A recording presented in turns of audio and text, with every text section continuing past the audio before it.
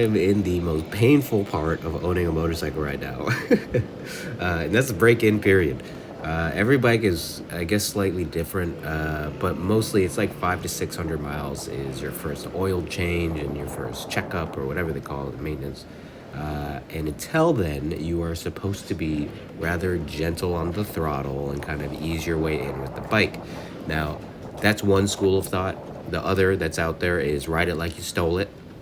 And it is just what it sounds like, where you just thrash the engine and supposedly hope that you know, leads to a better life for your engine. It just, logically speaking, it doesn't sound like that would be the best way, but there are die-hard fans or representatives of each school of thought, and I don't know what to think, but I'll tell you this: I am a creature of habit, and I tend to play things safe. So I tend to follow the manual because I figure that the people who wrote it are the ones who made the bike, and they might know something. Uh, that being said, it is not pleasant. I don't like this school of thought for the simple reason that it is not fun. It takes a lot of kind of like uh, focus to make sure you don't get carried away. Like here, you can see I'm just touching. I'm not supposed to go above 5,000 RPM for the first 600 miles, and I am just touching 500. So occasionally I blip a little bit over that, but I really do my best to keep it low. But I feel the potential, and you know what? On a bike like this, it is very difficult because the upright seating position, the light weight of the bike, 406 pounds, the torquey nature of this parallel twin, and just the ease of maneuverability is egging you on every second right here. You just want to let it fly, and you know what's coming next. You can feel the torque kick in around like 4,500 RPM, 5,000 RPM, and you know if you push a little bit past that, you're hitting that power band and you will just fly. And you hear the sound of the exhaust, you feel the engine, everything combined just makes you want to rip it. So it took everything in me on this ride not to do that.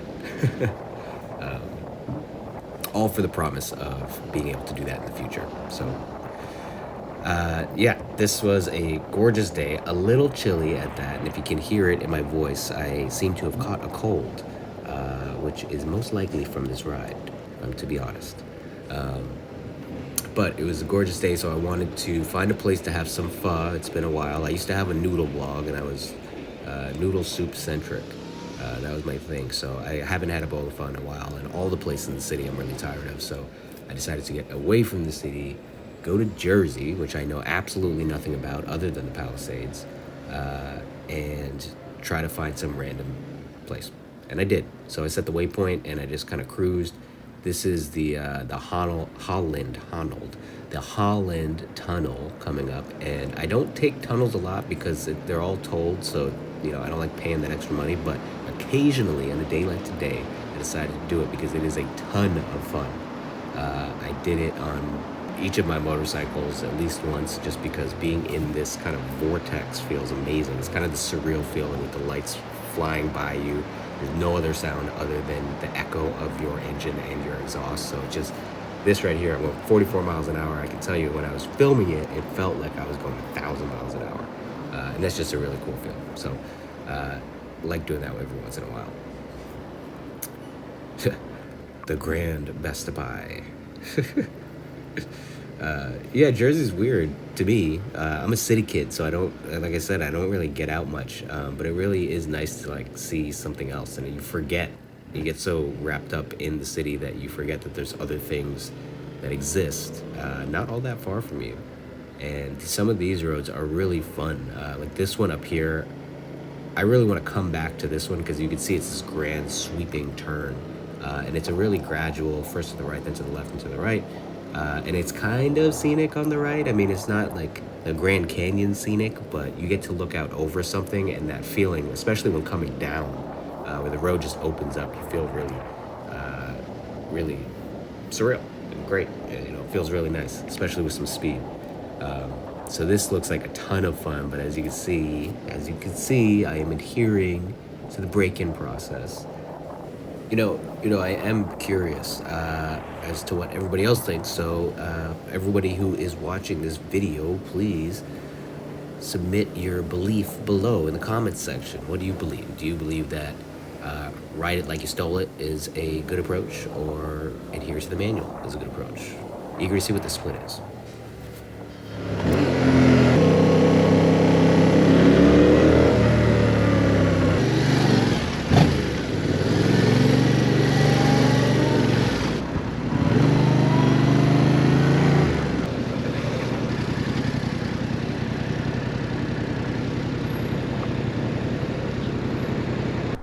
All right.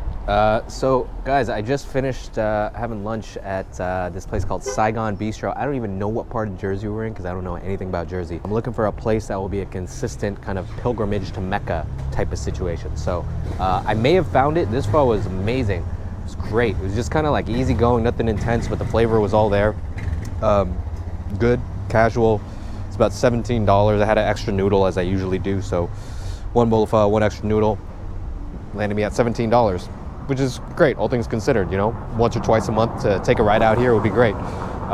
There's also, it's funny, I sat down next to this guy, and he rides too. He wasn't all geared up, he was at work, but he reached out, and he has a group that rides out here. There's a lot of curvy roads out here, so I also made a friend today.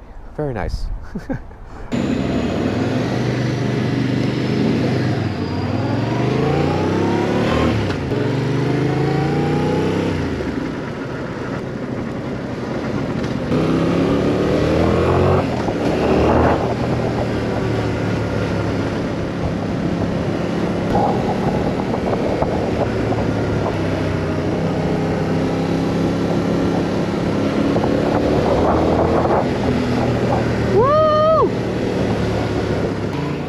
So it took me a long time to kind of get over this. It wasn't really a fear, but it was more of a discomfort of revving the engine out and making some noise. I know that's not typical of people who like motorcycles. Most people who get motorcycles arguably get them to make a lot of noise. But I like being respectful, and I don't like making more noise than I have to. However, I think now I've slid into this position of really, really enjoying it. And not to be obnoxious, but because there is this sense of kind of like emotional connection to the bike when you're making it sing. It really, the bike comes alive. It's supposed to make noise, and it's supposed to, that's how you gauge where you're at in each gear and in terms of speed in general. So, I don't have a loud exhaust. I usually always keep it stock, except with this bike because I feel like it really needs an exhaust, some nice little slip-on or something. But the feeling you get from revving an engine out in whatever gear you're in is just so therapeutic, and kind of makes you in tune with your ride. So I've now slid into this position where, well, right now, again, in the braking period, I just start to tip that pretty sound. I start to hit that limit where that sound is going to kick in and is really going to tell me what I'm doing and where I'm at. So I am now fully converted to the motorcycle lifestyle. Time to get a haircut.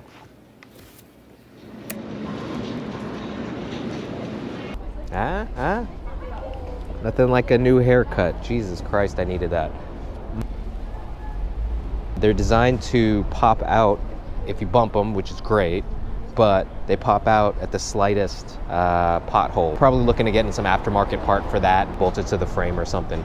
But other than that, I've had no problems with this bike. The braking couldn't end fast enough. I'm ready to go. I'm gonna ride on home, probably take the bridge, take the dog out, and enjoy the rest of my day.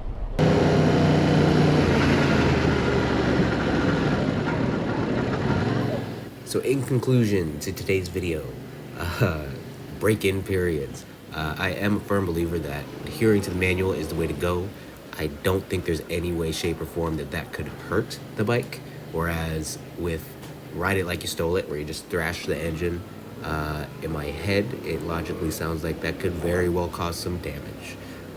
Now, these bikes are all designed and built and tested, so I don't think doing that would would absolutely be catastrophic. I think chances are your bike would be fine, but I think it can't hurt to err on the side of caution. So that is how I approach and have approached the past 3 motorcycles that I've had.